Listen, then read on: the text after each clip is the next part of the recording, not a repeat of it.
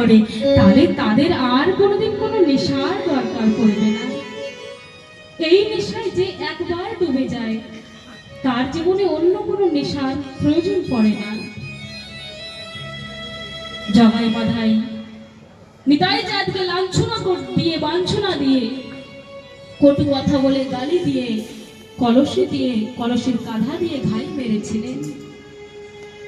তখন নিতাই চাঁদ বলেছিলেন, মেরেছিস মেরেছিস কলসির কাঁধা, তাতে দুঃখ নাই, একবার মদন বলে হরি বল ভাই, একবার মদন বলে হরি বল। জয় জয় নিতাই গৌর সীতানাথ ব্রহ্মানন্দে, একবার হরি হরি বলব। তাই বলছেন, এহ জগতে কলির যুগের মানুষ যখন এসে জগন্নাথের স্বরূপকে দেখে জিজ্ঞাসা করবে, এই জগন্নাথের এহনো স্বরূপ কেন, তখনই রাধারানীর প্রেমের কথা শোনানো হবে।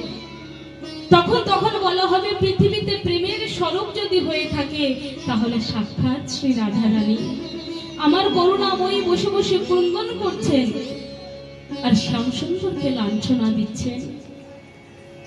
নিঠুর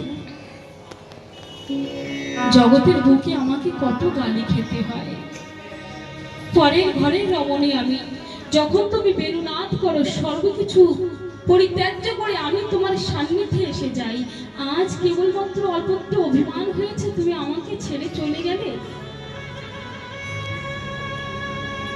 মনে রেখো শ্যামসুন্দর, আগাত যুগে যখন আমি